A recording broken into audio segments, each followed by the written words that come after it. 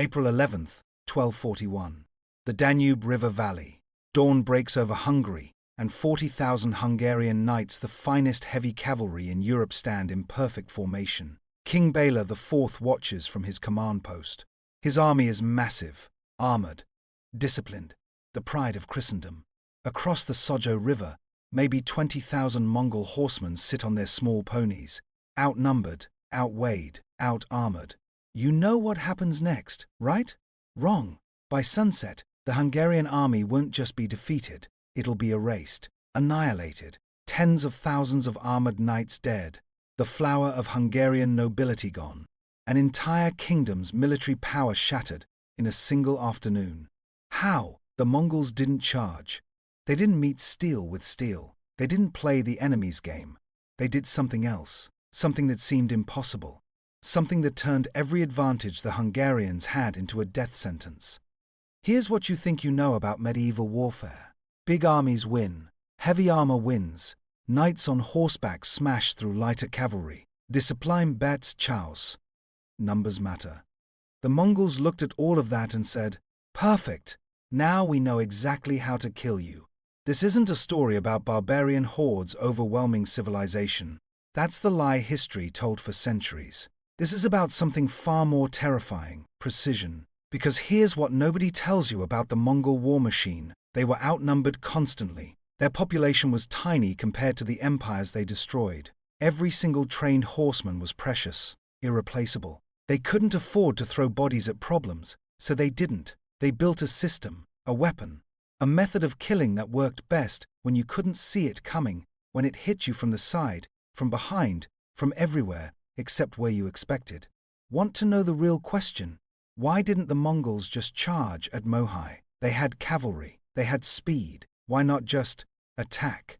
Because charging into a wall of Hungarian knights would have been suicide. Those men wore 60 pounds of armor. Their horses wore armor. They fought in tight formations, designed specifically to absorb and crush lighter cavalry charges. Head on? The Mongols lousy. But here's the thing about armor. It only protects where it covers. And formations. They only work when everyone knows which direction to face. The Mongols understood something that would take European armies another 500 years to figure out. The front of an army is its strongest point. So why would you ever attack it? Attack everywhere else. At Mohi, the Hungarian scouts reported the Mongol position across the river. One stone bridge. One crossing point. Easy to defend. King Bala positioned his forces perfectly, heavy cavalry ready to smash any crossing attempt, infantry backing them up, a fortified camp behind them. Textbook defense. The Mongols looked at that bridge and thought, great, now they're watching one spot, midnight, 12 hours before dawn. While Hungarian sentries watched that bridge, Mongol engineers were already moving. Not at the bridge, 3 miles downstream, in the darkness, building a second crossing. Rope, leather, pontoons. You see it yet? The Hungarians were about to fight a battle they thought was about holding a bridge. The Mongols were fighting a completely different battle, one the Hungarians didn't even know had started. This is what encirclement looks like before the trap closes. It looks like your enemy doing exactly what you expect, attacking the bridge at dawn with their vanguard, while 20,000 horsemen you didn't know existed pour across a river you weren't watching. Dawn comes. The Mongols hit the bridge. Hungarian knights charge forward to hold it, and they do their winning. The Mongol vanguard pulls back, retreats. The Hungarians push harder, sensing weakness. Classic Mongol feigned retreat, right? You've heard of this. Fake running away, enemy chases, turn around and ambush them. No, this was bigger. So much bigger. Because while those Hungarian knights were congratulating themselves on driving off the Mongol attack at the bridge, the main Mongol force had already crossed downstream, already moved into position, already begun the encirclement. Subutai, the Mongol general, 60 years old, architect of more destroyed armies than any commander in history, wasn't retreating. He was herding. The Hungarian army was now surrounded on 3 sides. They just didn't know it yet. Picture this. You're a Hungarian knight. You've spent your whole life training for one kind of fight, the charge. You wear armor that makes you nearly invincible in close combat. Your horse is a beast. Your lance can punch through shields. You've won every tournament, every border skirmish, every battle against lighter cavalry. You're standing in formation, watching the Mongols across the field. They're just sitting there, on their little ponies, not charging, not closing, just watching. Then the arrows start. Not a volley, not a rain, a storm. Thousands of composite bows, each one able to punch through chainmail at 200 yards, all firing in coordinated waves. Not at random, at specific targets. Officers, horses, gaps in the formation. You raise your shield. The arrow hits your horse.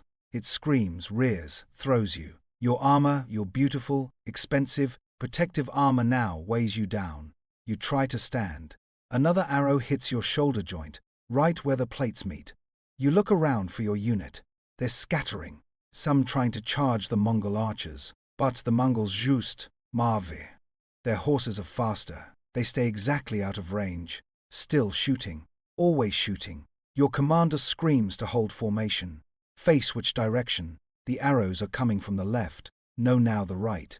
Now, behind you. How are they behind you? When did they get behind you? That's the moment you realize you're not in a battle. You're in a trap, and it's already closed. Here's what encirclement actually means on a medieval battlefield. It doesn't mean you're literally surrounded by an unbroken ring of enemies. Not at first. It means you've lost control of space. You can't choose where to fight anymore. You can't decide when to engage or retreat.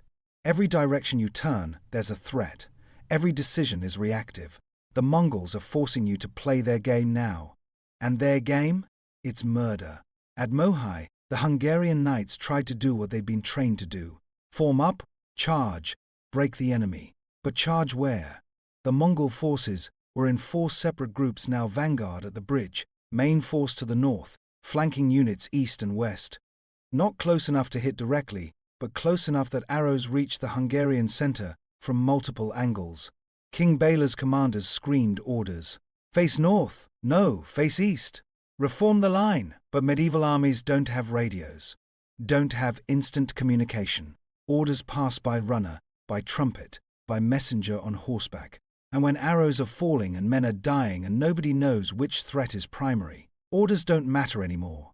The Hungarians did what any brave, disciplined army would do. They tried to break out, concentrated their heavy cavalry, formed a wedge, prepared to smash through the Mongol line to the north, because that's where the main force appeared to be. They charged, and the Mongols did something unbelievable. They ran, not a feigned retreat this time, an actual full-speed flight. The entire northern Mongol force wheeled their horses and galloped away from the charging Hungarian knights. Broke formation. Scattered. The Hungarians pursued. Of course they did. You've trained your whole life for this moment. The enemy is running. Chase them down. Cut them apart while they're vulnerable. Do you see it? Do you see what's happening?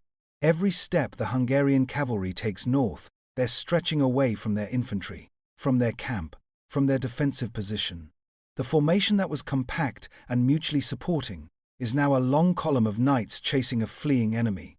And the Mongol units to the east and west, the ones that weren't running, they're moving now, closing in, not on the knights on the camp, on the infantry, on the supply train, on everyone who couldn't keep up with the heavy cavalry's charge. Subotai had just split the Hungarian army in half.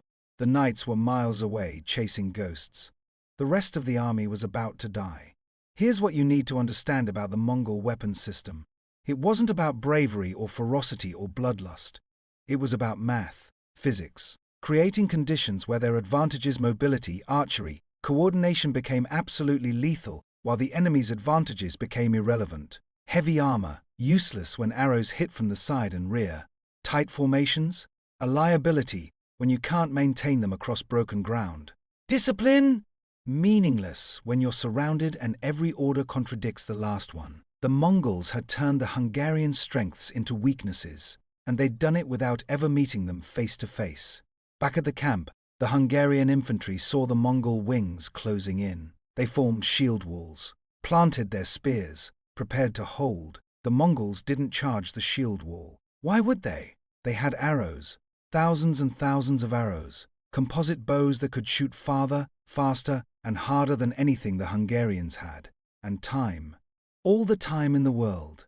So they shot, and shot, and shot.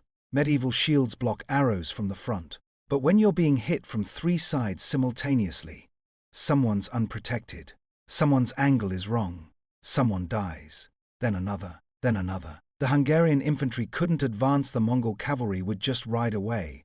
Couldn't retreat, that would break the formation, and they'd be ridden down. Couldn't stay put, they were being killed by degrees, arrow by arrow, man by man. This is what encirclement does. It removes options. It creates a situation where every choice is wrong, and it creates panic, because humans aren't machines.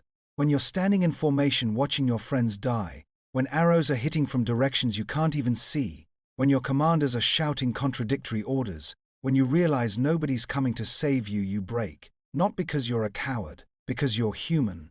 And once an army breaks, it's over. The Hungarian infantry shattered. Some ran for the camp.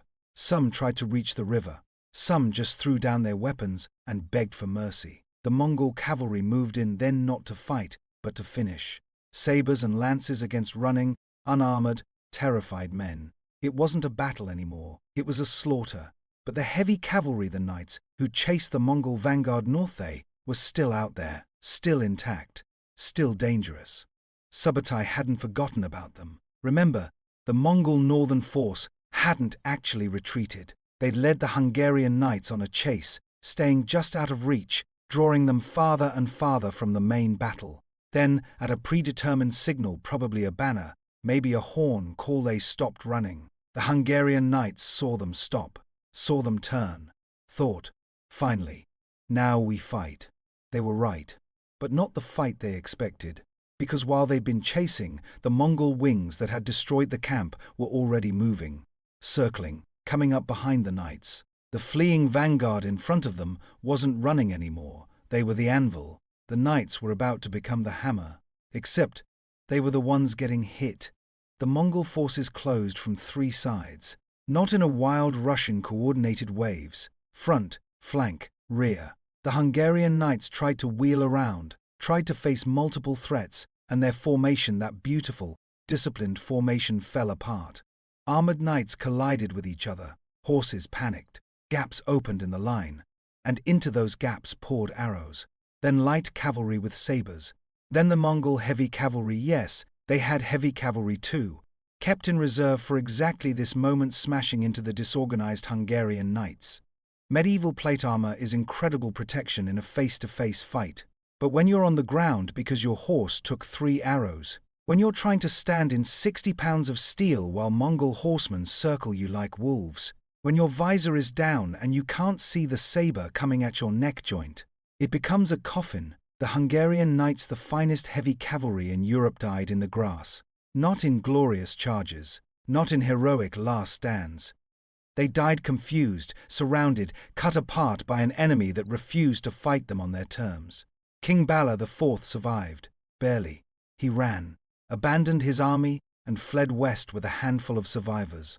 The Mongols let him go, not out of mercy, because a king running in terror, telling stories of an unstoppable enemy, that's more useful than a dead king. That's psychological warfare. That's the next city surrendering without a fight because they've heard what happened at Mohai. By the end of the day, 30 to 40,000 Hungarians were dead. The Mongols had lost maybe a few thousand. How? How does an army lose 40,000 men in an afternoon when the enemy refuses to fight them head-on? That's the question that haunted European commanders for years after Mohai, because it defied everything they understood about war. You were supposed to line up. Charge. The stronger side wins. Simple. The Mongols looked at simple and said, why would we ever fight fair? Because here's the secret behind encirclement, the thing that makes it so devastatingly effective, the reason the Mongols preferred it over direct combat every single time. It turns your enemy's strengths into anchors that drown them. Let me show you how. Think about what makes a medieval army strong. Heavy armor, tight formations, discipline, mass. These things win battles when both sides agree to stand and fight. When it's a pushing match, when it's about who can absorb more punishment and keep fighting. The Mongols never agreed to that fight. Instead, they asked, what if we make the enemy's armor too heavy to maneuver? What if we make their tight formations impossible to maintain? What if we make their discipline work against them by forcing them to follow orders that lead to death? Encirclement does all of that, simultaneously. Your armor protects you from frontal attacks, so will hit you from the side and rear where the plates are thinner, where the gaps are wider. Your formation keeps you safe when fighting forward, so will force you to face 3 directions at once until the formation collapses. Your discipline makes you hold position, so will make holding position mean standing still while we shoot you. This is why the Mongols built their entire tactical system around avoiding direct combat. Not because they were afraid of it, because they'd done the math. Direct combat against heavy European knights or Chinese pike formations, even odds at best. Maybe 60-40. You'd win some, lose some. Take heavy casualties either way. Encirclement against the same enemies? 90-10 odds. 95-5 if you execute perfectly. Minimal casualties. Why gamble when you can guarantee victory? But here's what makes this truly impossible, what makes the Mongol achievement border on supernatural. Encirclement is hard. Devastatingly, brutally, unbelievably hard. You need multiple forces moving independently across miles of terrain, hitting their positions at exactly the right time, maintaining coordination without radios or phones or any instant communication. One unit arrives too early, they get isolated and destroyed. Too late, but trap doesn't close and the enemy escapes. Modern armies with satellites and encrypted communications struggle to pull off large-scale encirclements. The Mongols did it in 1241 with flags and horn calls. How? 3 things. 3 innovations that shouldn't have been possible for a nomadic people from the steppes. 3 systems that turned scattered horsemen into the most sophisticated military machine the medieval world had ever seen. First, intelligence. The Mongols didn't just scout, they built intelligence networks that would make modern spy agencies jealous. Before they ever invaded Hungary, they knew the terrain, knew the river crossings, knew which lords were loyal to King Bala and which ones had grudges, knew where the grain stores were, where the horses were bred, where the roads went. They sent merchants ahead of their armies, traders who mapped every village, every ford, every mountain pass, diplomats who asked innocent questions about troop strengths and defenses, scouts who disguised themselves as refugees or travelers. By the time the Mongol army arrived at the Sojo River, Subotai knew the geography better than the Hungarian commanders who'd lived there their entire lives. He knew about that downstream crossing point, knew the forest would hide his engineers, knew exactly how long it would take to build a pontoon bridge in darkness, knew where to position his forces so the Hungarians wouldn't see them coming. You can't execute an encirclement if you're guessing where to move. The Mongols never guessed. Second, the decimal system. Sounds boring, right? Military organization? But this is where the impossible becomes possible. The Mongol army wasn't a horde. It was organized in units of 10, 100, 1,000, and 10,000. Every man knew his place. Every unit had a specific role. Most importantly, every commander knew exactly what was expected of him when the signal came. At Mohai, when Subotai's flag went up indicating the northern force should retreat, every commander in that force knew, this is the feigned retreat. We run north for approximately 3 miles. We maintain formation. We do not engage. When the banner changes, we turn and become the anvil. No confusion, no debate. No messengers riding back and forth asking what do we do now. The wings moving to encircle the camp. They knew their job, close from east and west, maintain arrow distance, do not charge until the enemy breaks. This level of coordination requires training, constant, relentless training. The Mongols held massive hunts, every winter Nurge hunts where tens of thousands of horsemen would form a giant circle miles wide and slowly close it, driving game toward the center. Sound familiar? Those weren't just hunts. They were rehearsals. Every winter, the entire army practiced the exact maneuver they'd use in battle. Practice maintaining position. Practice coordinating movement across vast distances. Practice tightening the ring without leaving gaps. By the time they got to Mohai, they'd done this dance 1,000 times. Third, the composite bow and mobility system. This is the weapon that makes everything else work. The Mongol composite bow was a masterpiece, layers of wood, horn, and sinew that could launch arrows over 300 yards with enough force to penetrate armor at close range. Each Mongol warrior carried 60 to 80 arrows. Do the math. 20,000 Mongol horsemen, each with 70 arrows, each capable of shooting 10 to 12 arrows per minute. That's 1.4 million arrows in the first minute alone. But the bow is only half the system. The other half is the horse. Mongol ponies were small, hardy, could survive on grass alone, and critically could run all day without tiring. Compare that to European war horses, huge, powerful, needed grain to stay strong, exhausted after a single charge. The Mongols could shoot, retreat, reposition, and shoot again. European knights could charge once, maybe twice, then their horses needed rest. In an encirclement, this mobility difference is everything. You need to maintain constant pressure from multiple directions while staying out of reach when the enemy tries to counter. The Mongol horse and bow system let them do exactly that. They'd hit you with arrows, fall back when you charged, circle around to your flank, hit you again. Repeat. All day if necessary. Your knights get tired. Their horses get tired. Their arm gets tired from holding the shield up. The Mongols? They're just getting started. But here's the real genius, the thing that makes Mongol encirclement truly impossible to counter. They didn't just surround you to kill you. They surrounded you to make you kill yourself. The psychological component of encirclement is what breaks armies, not the arrows, not the cavalry charges. The moment when a soldier realizes, I'm trapped, there's no help coming, every direction is death, that's when discipline fails, when formations shatter, when men drop their weapons and run, and the Mongols knew this, engineered it. At Mohi, there's evidence they deliberately left a gap in the western part of the encirclement, a visible opening, a path to escape. Why would you leave an escape route when you've got the enemy surrounded?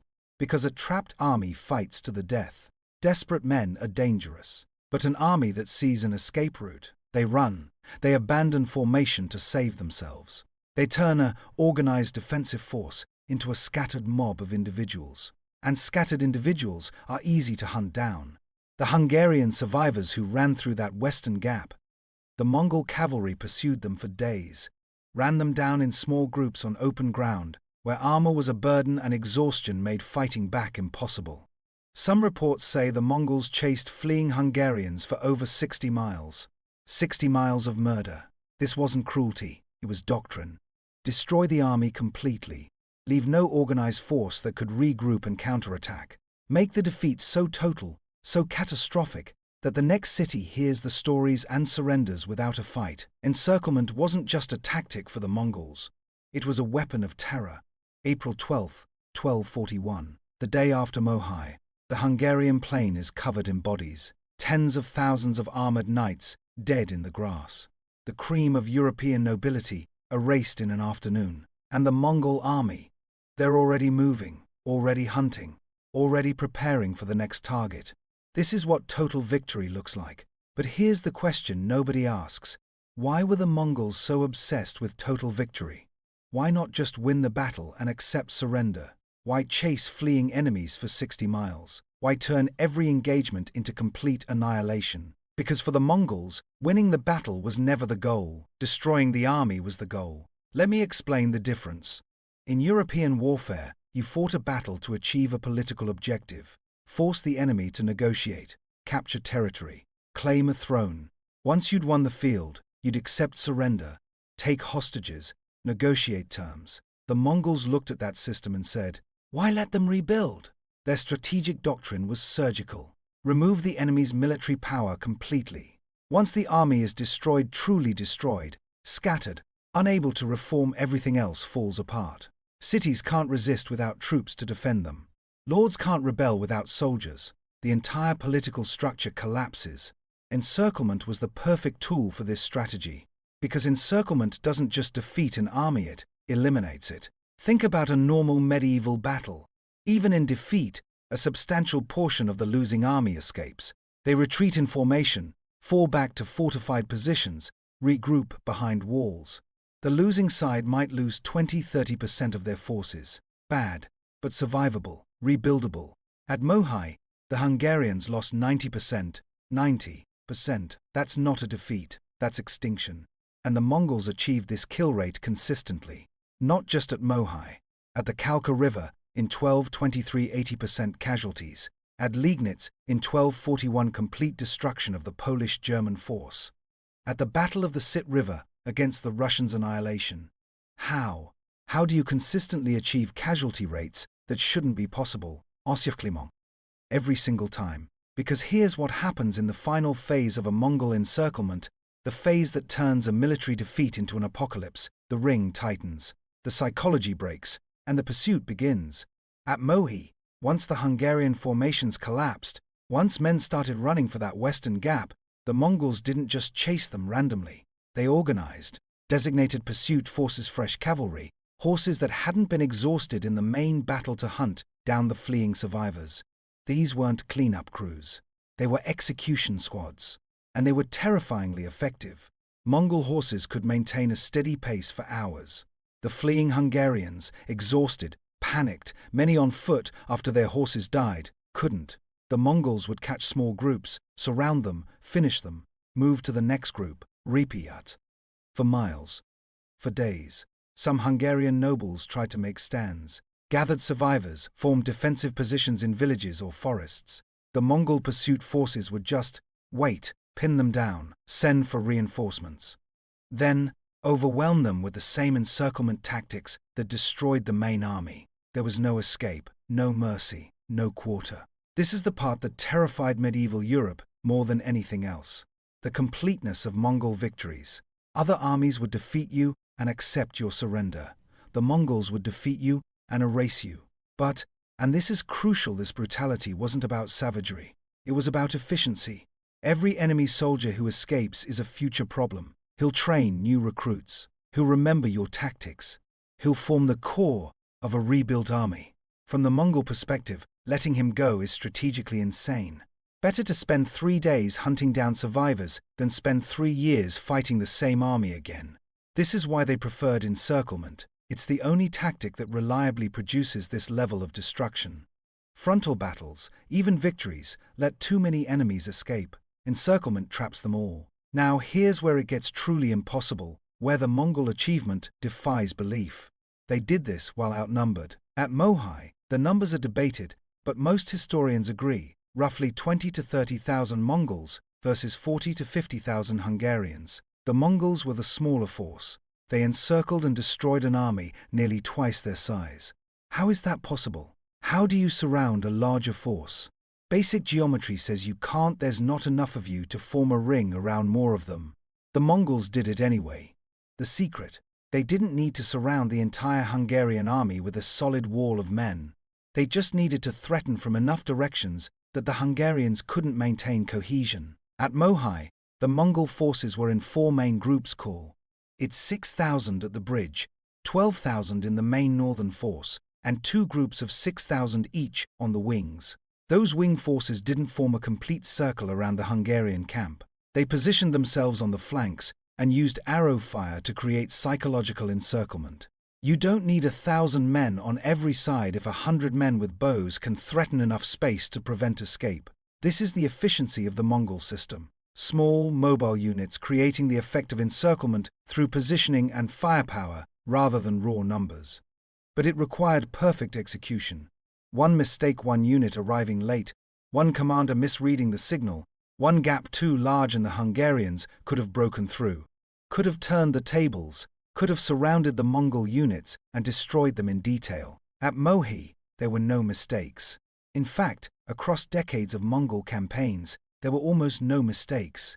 The encirclement tactic worked again and again and again. Different enemies, different terrain, different circumstances, always the same result. This consistency is what makes the Mongol achievement supernatural. Any army can pull off a brilliant maneuver once, maybe twice. But to execute complex, multi-directional encirclements as your standard operating procedure against every type of enemy, in every environment, that's not luck. That's not even genius. That's a system, a perfected, refined, unbeatable system. And European armies had no answer for it. They tried everything. They studied Mongol tactics. They knew about the feigned retreats. They knew about the encirclements. Knowing didn't help, because the Mongol advantage wasn't surprise. It was execution. You can know exactly what the Mongols are going to do and still lose. Because stopping an encirclement requires maintaining formation under arrow fire from multiple directions, refusing to pursue fleeing enemies even when it looks like victory, coordinating your own forces across broken terrain to avoid being isolated, and maintaining morale when you're being hit from all sides and can't strike back. Medieval European armies couldn't do these things, couldn't maintain that level of discipline, couldn't resist the temptation to charge, couldn't coordinate defense against threats from multiple directions. So they lost, over and over and over. After Mohi, the Mongols swept through Hungary almost unopposed. Cities surrendered without fighting. Nobles fled to Austria and Germany. King Bala IV became a refugee in his own kingdom. The Mongol invasion of Europe only stopped because Urgedei Khan, the Great Khan, ruler of the entire Mongol Empire, died in December 1241. The Mongol princes and generals had to return to Mongolia for the succession crisis. Not because Europe had stopped them, because politics called them home. Historians still debate what would have happened if Urgedei had lived another 5 years. Could the Mongols have conquered Germany, France? Could they have encircled the armored knights of England and done to them what they did to Hungary? Based on Mohi, based on the perfect execution of their encirclement doctrine? Yes, absolutely yes. Because Europe had no defense against it, no counter-tactic, no answer. The Mongol system was simply better, more efficient, more lethal, more impossible to stop. An encirclement was the key to all of it. So let's answer the real question. The one you came here for. Why did the Mongols prefer encirclement over direct combat? You've seen Mohi. You've seen the impossible coordination, the devastating effectiveness, the complete annihilation of armies that should have won. But here's the deeper truth, the thing that explains everything. The Mongols couldn't afford to fight any other way. This is the part history gets wrong. The popular image, endless hordes of savage horsemen overwhelming civilized armies through sheer numbers, unstoppable waves of barbarians, complete fiction. The Mongol homeland, the steppes of Mongolia, had a tiny population, maybe 1 to 2 million people total.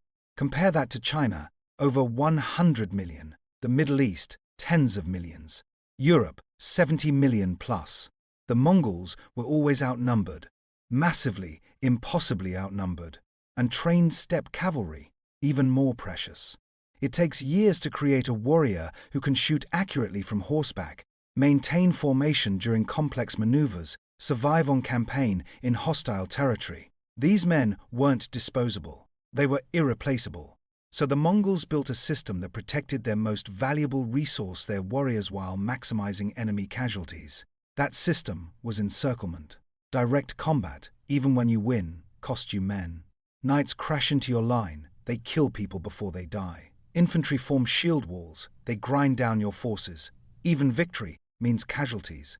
Maybe 20%, maybe 30%, maybe more if the enemy fights desperately. The Mongols looked at those numbers and said, unacceptable, because losing 20% of your force matters when you're already outnumbered 5 to 1. When your population base can't replace losses, when every dead warrior means one less bow, one less expert horseman, one less component of your sophisticated military machine. Encirclement flipped the equation. Mongol casualties at Mohi, estimates range from a few hundred to maybe 2,000, against 40,000 enemy dead, 20 to 1 kill ratio. Maybe higher. That's not warfare. That's mathematics. Cold, brutal, perfect mathematics. The Mongol weapons system, composite bows, light cavalry, mobility, was designed to kill from distance. To never engage unless the enemy was already broken. To turn battles into shooting galleries where your arrows hit them and their weapons never reach you. But that system only works if you control the geometry of the battlefield.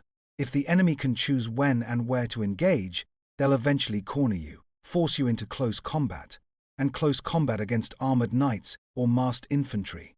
That's where Mongols die.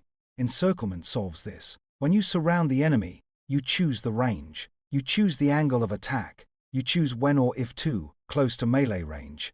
You turn the entire battle into a situation where your advantages are maximized and the enemy's advantages never come into play. This is genius, strategic genius, tactical genius, mathematical genius.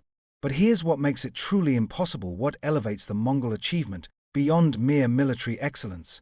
They sustained this system for over a century. From Genghis Khan's early campaigns in the 1200s through Kublai Khan's conquest of China in the 1270s, the Mongols executed coordinated encirclements as standard doctrine. 3 generations, dozens of campaigns, hundreds of battles, always the same tactic, always the same devastating result. How do you maintain that level of consistency? How do you pass down the knowledge, the training, the coordination required for such complex maneuvers? Through the system, that same organizational system, the decimal structure, the nurge hunts, the emphasis on intelligence gathering, that's not just military doctrine, it's institutional knowledge preservation. Every commander learned from veterans who'd executed these maneuvers in real battle.